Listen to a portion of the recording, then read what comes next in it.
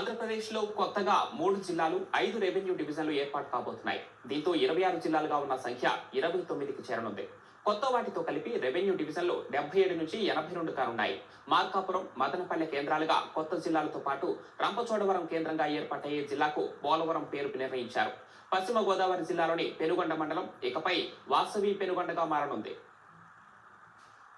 జిల్లాలు, రెవెన్యూ డివిజన్లు, మండలాల సరిహద్దుల మార్పులు చేర్పులపై ఏర్పాటైన మంత్రివర్గ ఉపసంఘంతో సీఎం చంద్రబాబు అంతర్గతంగా సమీక్షించారు. భేటీలో పలు విషయాలను చర్చించారు. మంత్రివర్గ ఉపసంఘం సిఫార్సులపై చర్చించి ఆమోద ముద్ర వేశారు. నోటిఫికేషన్ విడుదలకు అధికారులు సన్నాహాలు ప్రారంభించారు. ప్రజల నుంచి అభ్యంతరాల స్వీకరణకు నెల రోజుల సమయం ఇస్తారు. డిసెంబర్ ఆఖరులోగా తుది గెజెట్ విడుదల కానుంది. పోలవరం ముంపు ప్రాంతంలోని అధిక శాతం ప్రాంతాలు చింతూరు, రంపచోడవరం రెవెన్యూ డివిజన్లలో ఉన్నాయి. పునరావాస గ్రామాలు కూడా అక్కడే ఏర్పాటు అవుతున్నాయి. దీంతో ఆ ప్రాంతాభివృద్ధి లక్ష్యంగా ప్రత్యేక జిల్లా ఏర్పాటు చేయాలని చంద్రబాబు నిర్ణయించారు. జిల్లాకు పోలవరం పేరు పెట్టాలని సూచించారు. ఈ 2 డివిజన్లను తూర్పు గోదావరి జిల్లాలో కలిపి ప్రత్యేక అథారిటీ ద్వారా అభివృద్ధి చేయొచ్చనే ప్రతిపాదన వచ్చినా దాన్ని పక్కన పెట్టి ప్రత్యేక జిల్లా ఏర్పాటుకే మొగ్గు చూపారు. దీంతో అల్లూరి సీతారామరాజు జిల్లా కేంద్రమైన పాడేరు ప్రజలకు 200 కిలోమీటర్లు పైగా ప్రయాణించే బాధలు తప్పాయి.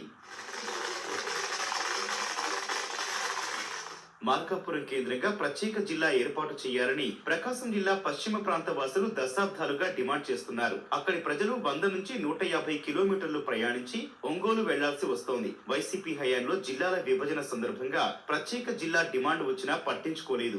4 నియోజకవర్గాలతో మార్కాపురం జిల్లా ఏర్పాటు కల ఎట్టకేలకు నెరవేరనుంది. అద్దంకి, కందుకూరు నియోజకవర్గాల్ని ప్రకాశం జిల్లాలో కలుపుతున్నారు. మార్కాపురం, ఎర్రగొండపాలెం, కనిగిరి, గిద్దలూరు నియోజకవర్గాలతో మార్కాపురం జిల్లా ఏర్పాటు కానుంది. ఇచ్చిన మాట ప్రకారం మార్కాపురం ఏర్పాటు చేయటంపై స్థానిక నేతలతో పాటు ప్రజలు ఆనందం వ్యక్తం చేస్తున్నారు. బైక్ ర్యాలీలు నిర్వహించి కేకులు కోసి సంబరాలు జరుపుకున్నారు.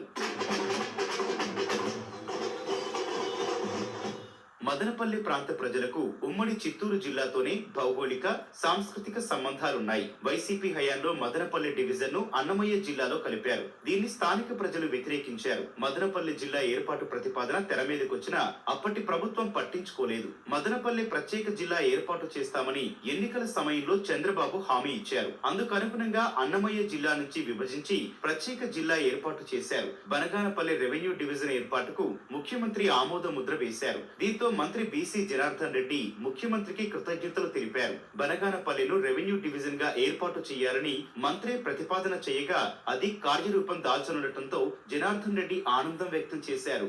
జిల్లాల విభజన, రెవెన్యూ డివిజన్ల ఏర్పాటుతో 17 జిల్లాల్లో మార్పులు చేర్పులు జరగనున్నాయి.